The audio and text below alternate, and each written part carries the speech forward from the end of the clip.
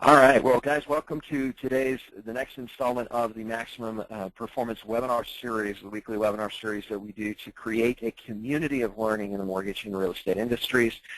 This is sponsored and started by the Acceleration Coaching Team and Company. Obviously, we started this project back in October of last year as a way of just getting good information, high-quality information of you who can help you learn and grow your business to the next level. Today's presenter has become a great friend and guest and colleague over the years. Mr. David Kuiper is one of the most successful originators, well over, I think, David, you're over 25 years of experience in the mortgage industry, has to date closed well over 4,000 loans and over $1 billion in personal production. And that's a staggering feat, especially being from a relatively thinly populated area right along the eastern shore of Lake Michigan, near Holland, Michigan, if you guys know where that is. It's a very beautiful area, especially in the spring, the Tulip Festival and everybody. Anyway, but with average loan amounts in the low 100,000s, purchase prices in the mid 100,000s, it's a staggering feat that David over the years has been able to do such an incredibly strong production. Last year you closed, what, a little over 400 loans, David? Is that about right? Just a hair under, yeah. Yeah. 370s. Oh, okay, cool. Yep. Awesome, awesome. Well, I am so pleased and encouraged and graciously thankful that David has agreed to spend the time with us today and share with us some of the cool things he's done over the years to develop very strong, very committed, and very profitable partnerships with financial planners and other financial service professionals. And so today's program is really going to be dialing in on how we can create massive synergy with production partners of that kind. And I guess, without further ado then, David, I'm going to let you kind of take the reins and run with it right up to the Q&A today, okay? All righty, you got it. And feel free to jump in when you need to. Hey, and my slide advances are working. Welcome, everybody. Happy to be here. It is a cloudy, gray, 30-something degree, typical March day here in Holland, Michigan, and life is good. And I'm really looking forward to next week when life will be better in the warm country on spring break. But we're not here to talk about that. What I wanted to just share with you today is a topic that's near and dear to my heart, and that is working with financial advisors. So for those of you who may also be interested in working with other ancillary financial professionals, this translates very well into working with CPA group, for example, as well, or estate planning attorneys who could use the same model and duplicate it. So we're going to look at some various steps. Some of them will be baby steps, very easy to implement immediately, even yet today if you can find your desk. I'm having a challenge with that right now. And some of them are a little more advanced strategies that you'll want to grow into as you take baby steps working down this path. So the steps in developing a financial advisor relationship, first of all, we need to identify who are those financial advisors. How do we get some face time with them? How do we identify and locate them? And then we're going to talk about how we approach them. How do we initiate the contact, and what does that look like? We'll take a look at then entering into or engaging in a relationship with them. And finally, how do we develop and nurture and build and grow that relationship to be a mutually productive and profitable relationship for you as the mortgage advisor, for them as the financial advisor and asset manager, and ultimately for the clients that we're sharing and both advising. So let's get started. Number one, let's talk about some ways to find prospects, financial advisors that you might want to partner with. I've found that one of the best warm introductions that you can get is a personal introduction from a client. So one of the things that I do with my clients is survey them and find out who the other members on their financial advisory team are. And we do this with our concierge form. This will be a handout available to attendees. And this is sometimes referenced as page 5 or page 7 or page 36 of the 1003, where we're gathering non-loan related information. So I'm wanting to know where they grew up and who their kids are and what their pets' names are and what they like to read and their hobbies and all those kind of things on page 1, the client bonding and interaction model. And we're going to be doing that as a future seminar topic as well, of engaging with your clients and moving out of transactions and into relationships. The second page of this form, though, is where we're surveying their relationship with their CPA and their financial planner and their insurance agent, their estate planning attorney and the like, and finding out what else is going on, because how we structure their mortgage financing is going to impact those other areas, or their current structure or lack of structure may be impacting how we're going to be able to structure their financing. So this is where I'm gathering information. And for example, if somebody tells me that they don't have a financial advisor relationship, so they enter an NA or a 0 there, that's going to be a great way for me to engage with the client to find out why, and highly recommend that they have that relationship and create an outbound referral, which we'll talk about in a bit. But if I see somebody that's putting an 8, 9, or 10 there, they're raving about their financial advisor, that's somebody I want to get to know. Somebody that loves their financial advisor means the financial advisor is doing a good job for them. There's a high level of respect and trust going on there. I want the introduction, and I ask them, well, who is your financial advisor? I'm always looking to align myself with other like-minded financial professionals. How do I get to know this person so that when I call that agent, the financial advisor rather, I'm going to have a name that I can drop that's near and dear to the financial advisor's ears, so that we've got that warm introduction or that warm handoff, and they're more likely to be more receptive to that call. So this can be a powerful form, and you are welcome to scan it and duplicate it and use it. The second area or way to find a prospective financial advisor, is go where they go, hang out where they hang.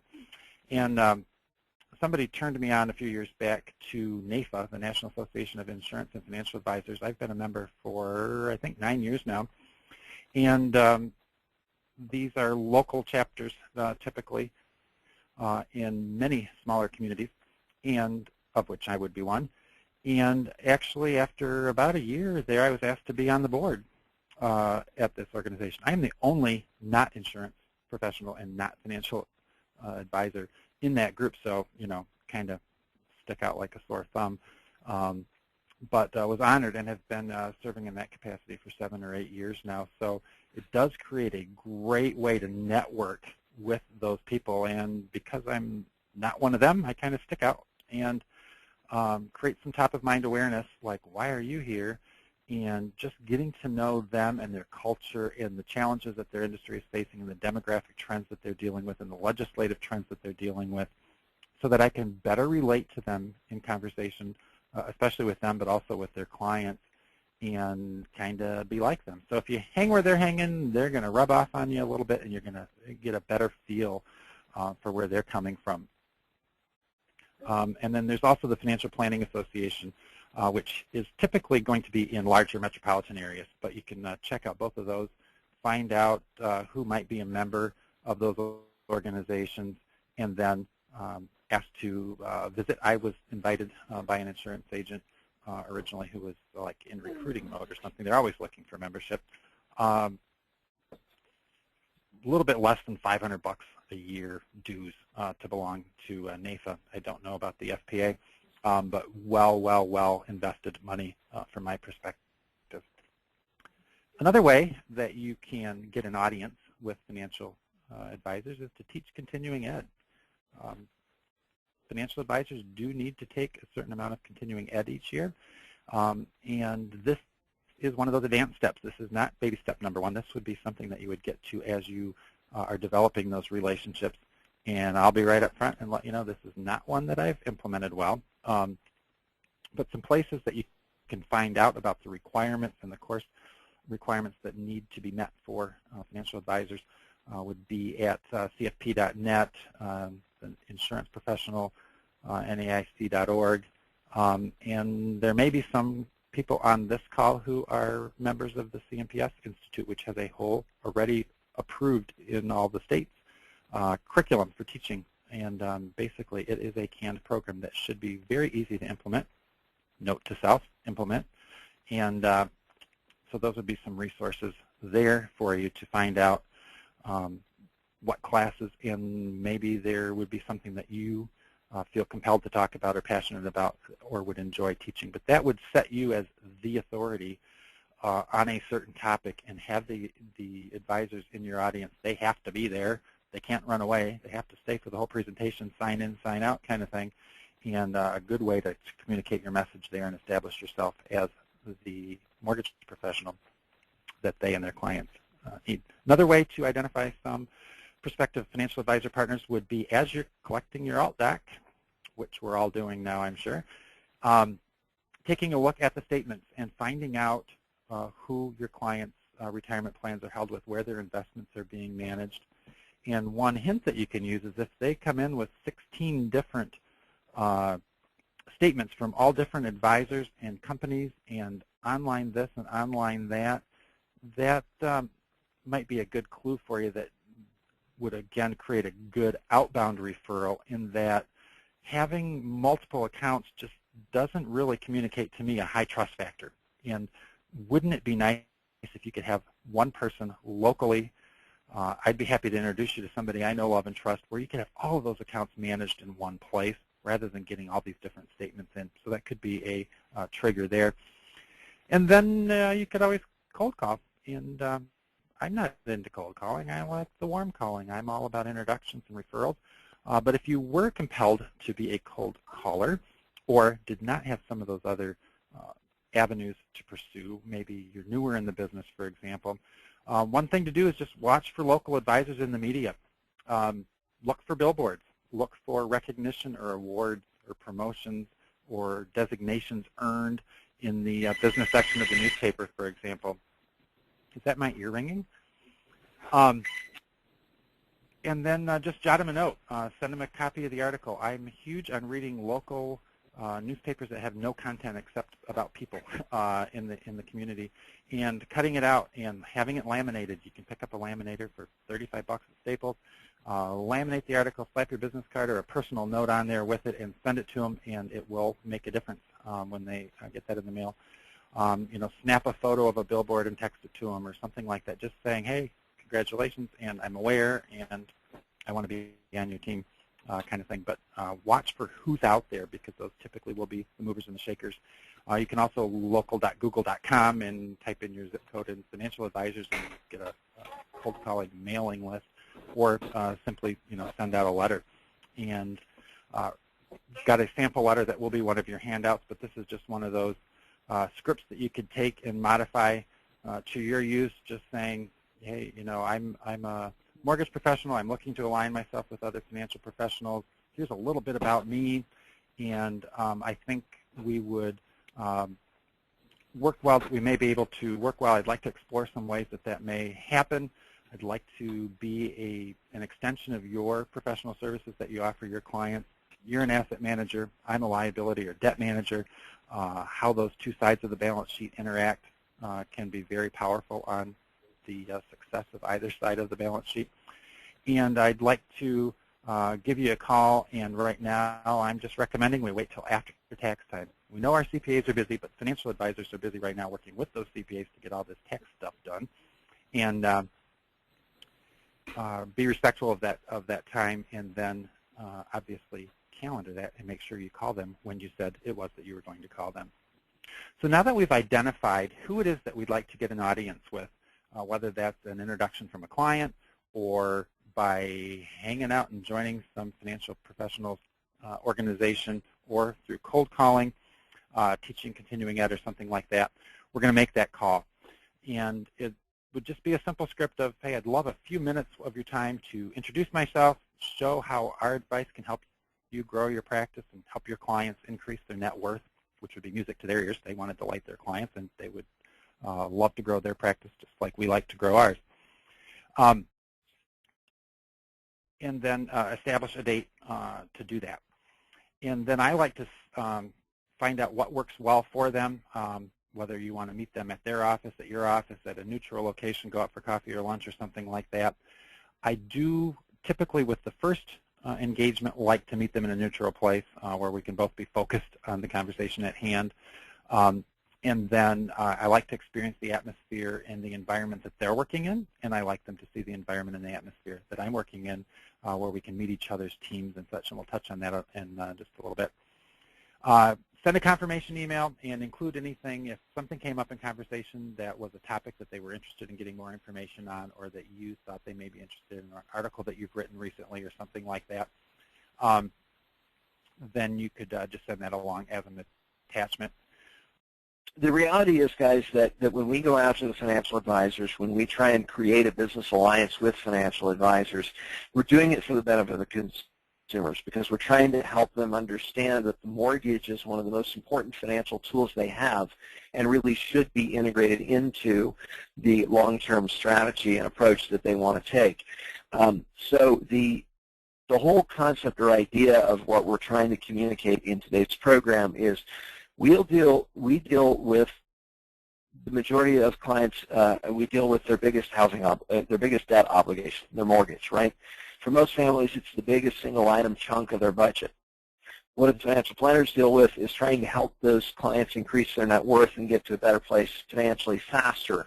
So when we work to create those kinds of alliances, we need to understand that there is a common alignment of purpose. Financial advisor's goal with his clients is to help them build wealth. Our goal with our clients is to make that as easily as possible.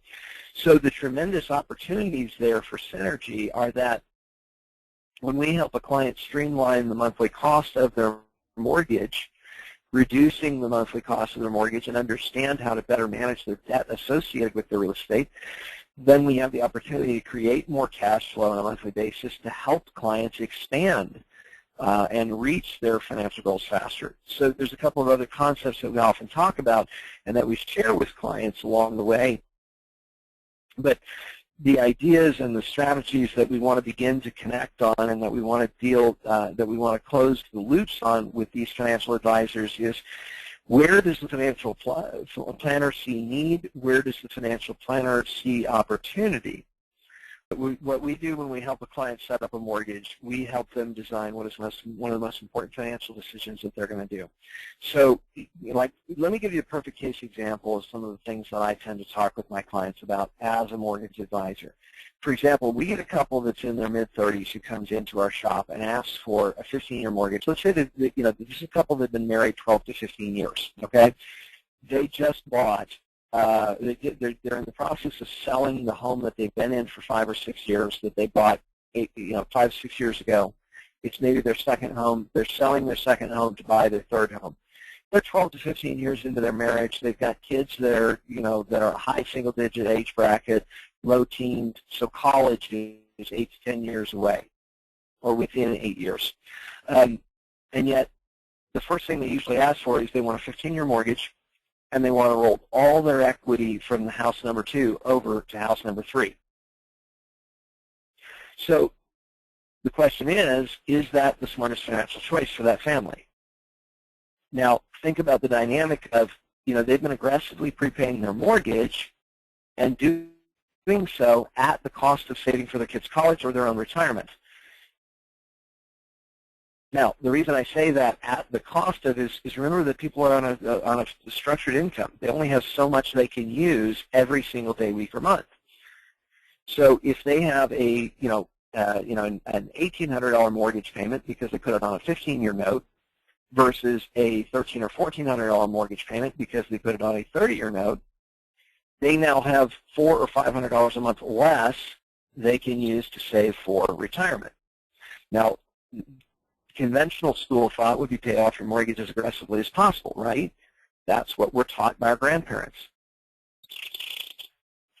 But the practical reality is that the best choice for that family? The alternative suggestion would be, let's save aggressively during their working years where at their highest income potential.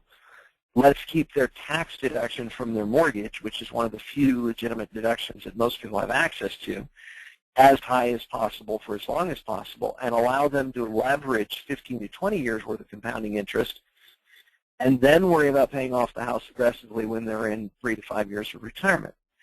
Now, the surface, that may seem like a very simple concept, but if people think in short term, well, geez, they can only earn 3 or 4% interest on a savings account versus they're going to pay 4.5% interest on a mortgage, that doesn't make a lot of sense.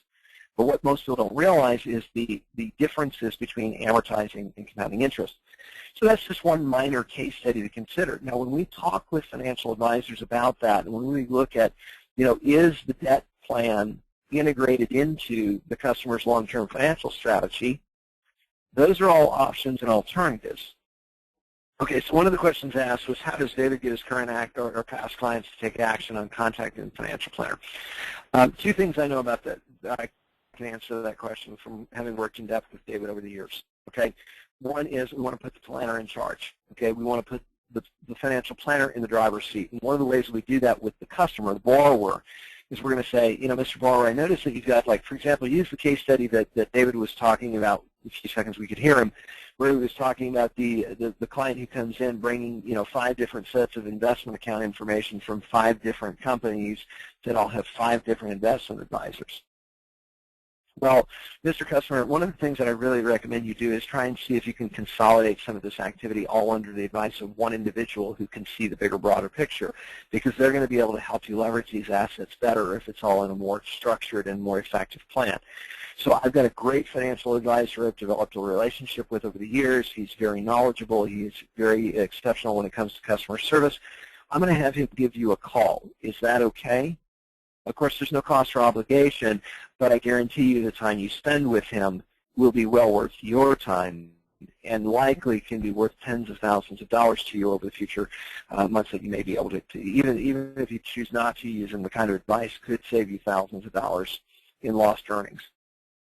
Okay, that's one way you could introduce the clients, and that's an endorsement or edification conversation that we can try and work into future future programming on this webinar series. The second question that we had in here is, how does David determine what clients he's going to refer to the financial planner, since you don't want to send clients to the financial planner who would waste their time? Well, part of that is from that initial interview. We identify who who are that financial planner's ideal client. Is this the kind of financial planner who prefers to work with seniors who are, trying to manage a nest egg and make it last through retirement so they can still live the kind of lifestyle they want with the assets that they have? Or are they on the other side of the spectrum? They're trying, they really are the kind of financial advisor who works, who would much rather work with younger families, helping them get off to the right start early in their lives and start saving little by little right on the front end. Now, I used to do a tremendous amount of business as an originator personally with financial advisors, and I can personally tell you that I had basically 3 financial advisors I worked with. One who dealt with a little bit more of the retirement and income-based investment management stuff, just trying to create a consistent stream of income for individuals who are already retired or very close to retirement. On the other end, other end of the spectrum, I worked with a financial advisor who was very passionate about helping young families get off to the right start early, and like literally while in college, starting a savings plan for retirement and college for the kids that they didn't even have yet. He was very adamant and passionate about trying to get that message across to young people to get them to start saving early. And then I had a couple of guys who were kind of right in the middle, who also worked in insurance-based products. So a lot of it is actually, really targeting what your customers need and how to encourage that customer to go to the individual who's going to be able to best serve those needs at that stage and age of their life. Just one other answer. Other things that David does with or for his financial advisors that nurture that relationship with his partners. I know one of the things that I've heard David talk about frequently, and if you've seen him on the speaking circuit, you've probably heard him refer to this, is that, he really does work in concert with those financial advisors, bringing everybody together to work on those resources and tools at the same time. In other words, they will often set together side by side. And at one point, David actually did operate out of an office environment where his top referral partner from a financial planner, from a CPA, from an estate planning attorney were all in the same office. And whenever a client would need the resources of one of the other professionals, David would bring them in and they would do the consultations together, and they would strategize even behind the scenes together, and he would reach across across the office corridor to bring those folks in. So there's another element of what we can do to keep you guys going in the right direction. If anybody ever would like information, more information about the coaching program, what coaching can provide to you in a one-on-one environment, we offer what we call a strategy session, which is just simply the best way we've ever found to be able to help you identify the value of coaching, what it could do for you in the growth of your business. Certainly would love to offer you that opportunity to take advantage of it. All right, so if you guys are interested in finding out more about coaching, reach out for one of these no cost, no obligation strategy sessions. We'll get you set up with one of our coaches and walk you through how to take advantage of the things that you can do to make your business perform at a higher level. Next thing, we are currently in the middle of the Maximum Influence series with Mr. Greg Frost. It's not too late to pick up that package if you are interested in the program. Greg has authorized us to go ahead and discount that program heavily.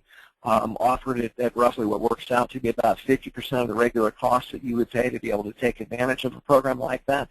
A very small investment to get 6 hours of in-depth guidance training. Remaining the part 3 in the series is tomorrow. If you'd like more information about that series and you'd like to be able to take advantage of how to create on-purpose progress and momentum in your sales process, increase your capture and conversion rate dramatically, and increase the volume and loyalty, and just radically, dynamically improve your business. Maximum Influence series is one of the best ways to find out some great information that's going to help you on a very broad basis.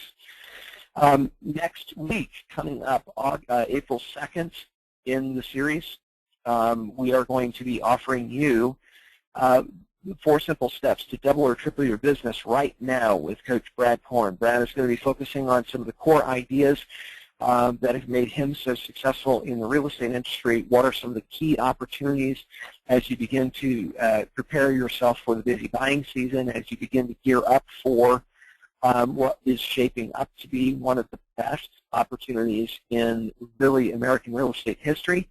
Make sure you tune in next week. If you'd like more information about upcoming webinars in the series, go ahead and go to www.mxlcoach.com/webinars, mxlcoach.com/webinars, and check out the upcoming series. I want you to take advantage of the opportunity to take the time that you've invested today and do something that's going to be profitable for your business.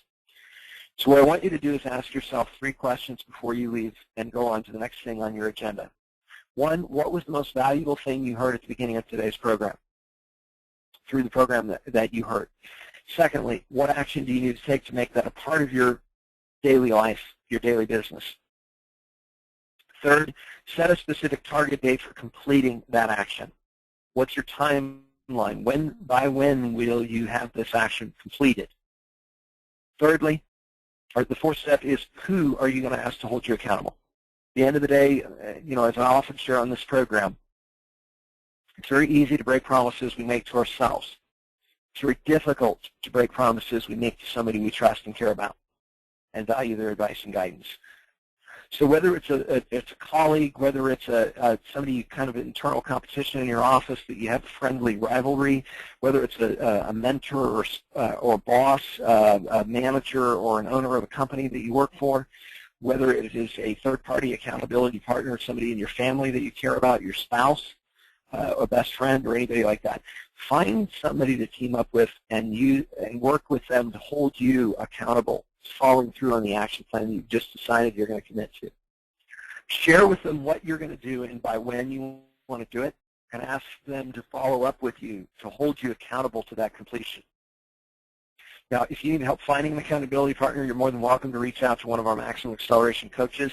Again, the best way to get to identify what coaching can do for you and how it can help you is to just simply reach out for one of our no-cost, no-obligation strategy sessions.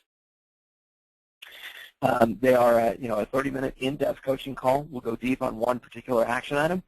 We'll share with you how to actually take advantage of the tools and resources that we have available for you. And at the end of the call, you'll leave having invested just a little bit of your time with a solid action plan that usually most people say leaving the strategy session call was worth In a lot of cases, we hear comments that the strategy sessions are worth literally $1,000, and a lot of times even people at the end of the call will ask them, geez, how much do I owe you for this strategy session? Well, the practical reality is we offer them as a way of finding out what coaching can do for you in your business. If it's not right for you, or if it's not the right timing for you, no big deal. You move on. We've invested the time in you to help you better your business. And that is never wasted time on our effort. If you want to continue that process, we're more than happy to help you do that, of course, but we'll reserve that conversation until after you've completed the strategy session and you have a real clear understanding of the true value of coaching and what it could do for you in your business. So the last thing I'm going to close with today is if you're interested in taking advantage of one of those no-cost, no-obligation strategy sessions, please go ahead and post your request in the Q&A section of today's webinar platform. Just let us know you'd like a strategy session. Post the best phone number and email address for us to be able to reach you. Christy will reach out to you and get that call scheduled with one of our coaches. Remember that we do only have a limited number of strategy sessions available each week. Our coaches are pretty close to full capacity. We're actually training a couple of new coaches behind the scenes right now that we're working to bring online in mid-April to create some additional capacity. So those strategy sessions are booked on a first-come, first-served basis, so make sure you get Christy the contact information she needs to be able to reach out to you and identify what coach is going to have the best availability for you, which one's going to be the best fit for you, and where they have room in their calendar to take one of those strategy session appointments. Take the ideas and information that you've heard today, follow this simple putting in place strategy, and make sure that you're putting something out of today's program, that you're taking the final step and taking the and investing, going all the way through, taking the time you've invested and putting it into something that's going to make a difference in your business. Often you all have heard me say, knowledge without action is useless. Action is the key to results. It doesn't matter how great an idea is, if you don't use it, it doesn't benefit you. So you've already invested the time, and I want to applaud all of you that are still on the call for hanging with us despite some of the audio challenges and difficulties we've had in today's program. But hopefully you still got some value out of today's program. Take the ideas and decide what you want to do with them. Put them in practice. Do something with the ideas that have been shared today, and I guarantee you it'll make a difference in your business.